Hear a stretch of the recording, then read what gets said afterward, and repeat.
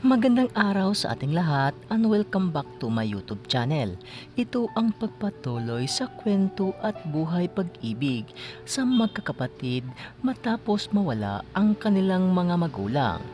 Ayon nga sa isang concerned netizen na namataan nila itong si Kuya Alexes na palakad-lakad lang doon sa may iskinita. Kaya sa nalalamang balita ni Kuya Tekram at ang kanyang buong team ay agad silang nagsagawa ng malaking paghahanap doon at kinukonferma kung totoo nga ba na ang lalaking iyon na nakita na isang concerned netizen ay totoong si Kuya Alexes. Ngunit ang nakakagulat dahil may ibinabahagi ang crush ni Kuya Alexes kay Katekram at sa kanyang mga kasamahan at mga kapatid.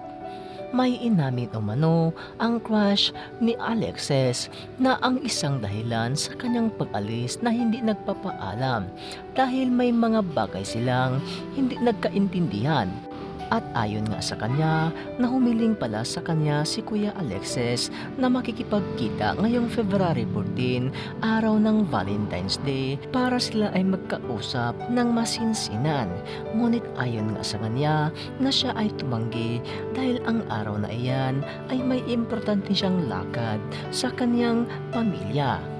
Ngunit ayon sa kanya na pwede naman sila magkikita pagkatapos ng kanyang trabaho.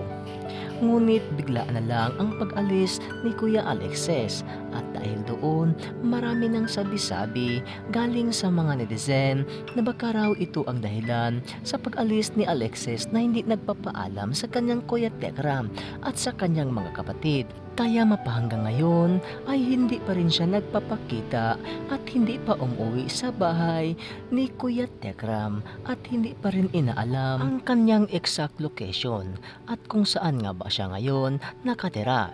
Pero maraming mga netizen ang nagsasabi na baka raw nagre-renta ito ng bahay doon sa Makati. Marami naman ding bahay sa Makati ang pwedeng ma-stayan kapag may pera ka lang na pangbayad. Ang iba rin ay nagsasabi na baka raw doon din sa Pasig dahil may isang tao rin na nakakita at nakasalubong na kamukha ni Kuya Alexes at blondie rin ang kanyang buhok. Kaya marami na ngayon ang bumabalita sa pag-alis ng hindi nagpapaalam ni Kuya Alexes.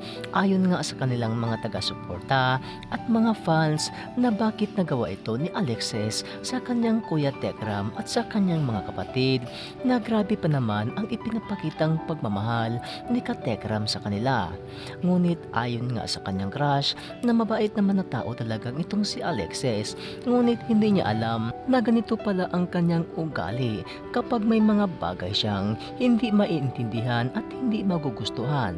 Ngunit inamin naman ni Katekram na minsan nga alam niya ang pagkatao ni Alexes pero kanya itong nirerespeto at iniintindi dahil alam ni Katekram na dumaan sa malaking pagsupok ang magkakapatid, maging ito nga si Kuya Enrico ay ngayon nakikita na ang kanyang malaking pagbabago. Hindi kagaya noong una, noong first meeting pa lang nila, nakitang kita talaga ni Katekram kung ano ang mga pinagdaanan sa buhay nitong si Enrico.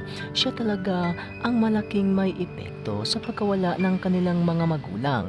Ngunit sa ngayon ay kitang-kita niya na malaki na at maganda na ang takbo sa kalusugan at kondisyon sa pangangatawan ni Enrico. Ngunit sa pagkakataong ito, may mga bagay na hindi talaga inaasahan ni Katekram na mangyari ito sa magkakapatid ang biglaang pag-alis ni Kuya Alexes nang dahil lang sa isang babae. Ganun pa man ay hindi pa rin sumusuko si Katekram sa paghanap kung nasaan ngayon si Kuya Alexes. Kahit sino-sino na lang ang kanilang pinagtanungan kung nakakita ba sila kay Kuya Alexes, maging sa kanyang mga tsuhin at tiyahin ay pinuntahan na ni Katekram at ng kanyang buong team. Pero same as usual, wala pa rin silang nakikitang makapagpatunay sa sinabi ng isang lalaki. Ang kanyang deskripsyon na nakasalubong raw niya itong si Alexes. Kaya mapahanggang ngayon ay puspusan pa rin ang paghanap ni Katekram at ng kanyang buong team sa kinaroroonan ni Kuya Alexis, at kung sakaling nagrerenta man siya ng bahay ay sana matulungan naman sila upang matagpuan na ito kung saan man banda doon sa Pasig or sa Makati. Pati ang buong kamay ni Laan ay nilibot na ni Kuya Tekram at ng kanyang mga kasamahan para lang matuntun itong si Kuya Alexis. Sana naman paliwanag at hiling ng kanyang mga relatives na sana'y magpakita na siya.